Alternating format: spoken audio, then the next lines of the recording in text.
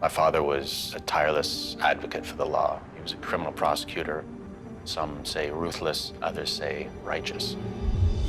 Yeah, I'm cut from the same cloth. I can't really remember who I was before I became a cop. It's my job to make bad things happen to bad people.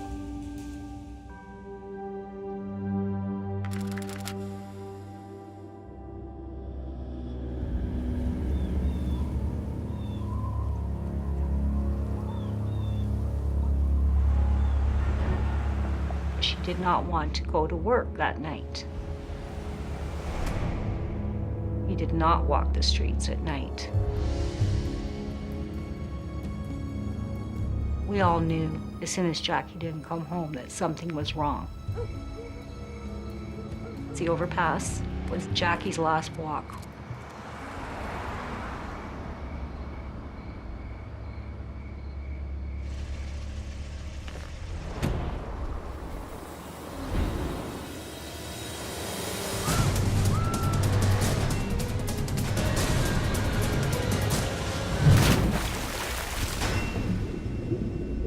Jackie deserves that someone be held accountable for this.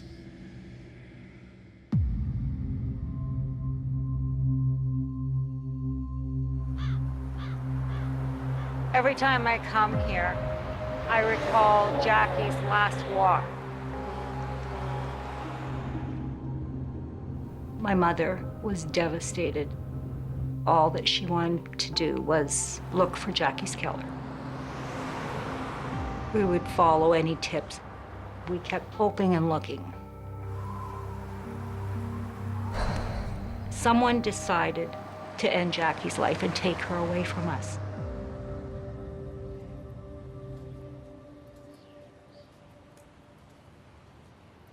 How has it been for you, this experience, losing Jackie? I've lost other people in my life from illnesses, old age, and you can intellectually process it while you're grieving. In Jackie's case, you can't. The grieving has been done, but there are no answers.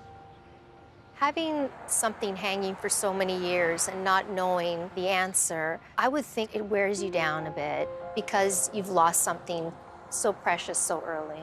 I don't know if there's such a thing as closure, but I know for me that I would rather know who's responsible than live all my life not trying to find answers.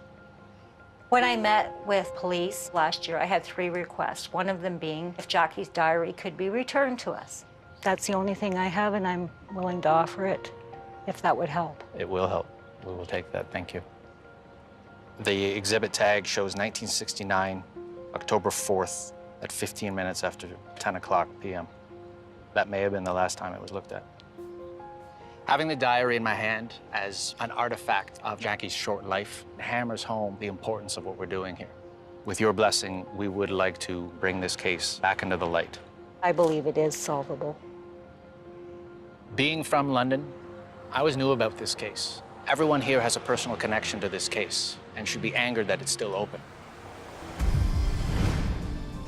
I've been a cop and a professor of criminology for years, and have used that experience to assemble a squad of civilian subject matter experts. They must approach each case completely unbiased, to not box themselves into conventional thinking, to bring fresh eyes and new technologies to the table. Their job, and mine, is to investigate the coldest of cold cases, the murders that time forgot.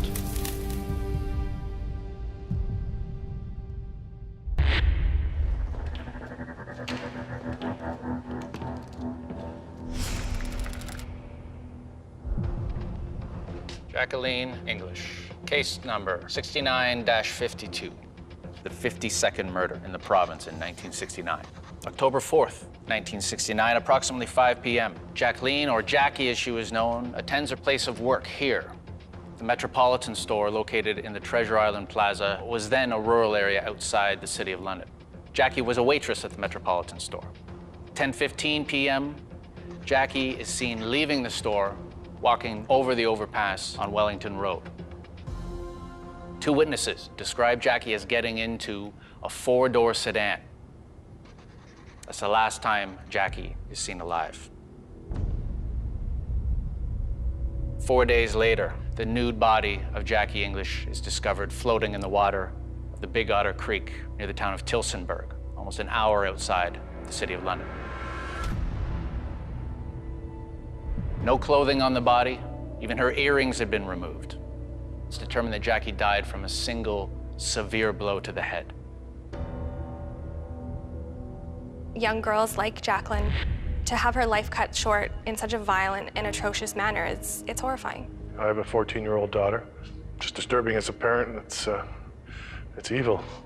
The fact that it was so long ago and it hasn't been resolved, and the fact that only Anne is left, the sister, the length of the not knowing, it's tragic. A number of Jackie's belongings, including torn pieces of her clothing, are found approximately 10 miles from where the body was dumped. A pair of brown penny loafers she was seen wearing as she was walking home were found 10 miles from where the other clothing was discarded. A witness comes forward, a woman named Betty Harrison. She tells the police she saw Jackie speaking with a customer inside the Metropolitan store, a man she describes as having made Jackie look uneasy. She provides police with a description that allows them to create this composite drawing. Ms. Harrison begins to receive threatening phone calls, telling her she should not have gone to the police. In subsequent days, she receives a sympathy card in the mail. The only inscription on the card is the statement, "We will be watching you." It also indicates to me that the perpetrator, they're very connected to the media. There seems to be almost an aspect of performance. Absolutely. About a month later, Ms. Harrison is ambushed by a man with a knife and confined in her car while he cuts her face upwards of 27 times.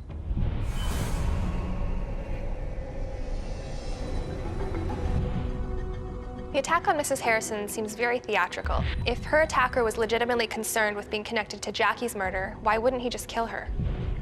Was Ms. Harrison able to describe her attacker, and did it match the composite? Not very well. It was dark, and given the brutality of the attack, she didn't get a good look. This Miss Harrison is still alive and willing to talk to us. She's dead. She's dead. It would have been very helpful to be able to speak to somebody who saw something at the time. So far, the squad is asking all the right questions. They're looking for a way into this case, and that's exactly what I want to see from them. Other questions that connect to the evidence. Was Jackie sexually assaulted? No obvious sign of sexual assault other than her body being stripped nude, her clothes being found torn. No defensive wounds? No defensive wounds. Her boyfriend at the time voluntarily provided a blood sample for comparison to the DNA at the scene because it was thought that the sample may have been from when they had consensual sex earlier on the 4th. What was the boyfriend doing on the night of the 4th? In the notes that I've received, and I'll share with you, there's a detailed statement taken from the boyfriend. He has an alibi. Okay. It's just weird that there wasn't necessarily a lot of trauma to her body, but the person who was threatened afterwards with the knife, there was substantial violence. So is it the same person? Is it a copycat? We know that there's a number of unsolved sex slayings in London at the time. Mike and I met with the sister who had mentioned that this person named Marilyn Hurd, a friend of Jackie's. After Jackie died, Marilyn tried to commit suicide. Marilyn had a picture of Jackie, and on the back of this picture, it said, "The name of the killer will remain with me." Antonella's revelation raises a lot of questions for me about Marilyn, who she is and what else she knows about the circumstances about Jackie's death. It could be huge. It could break the case if we can get her to come clean and talk to us.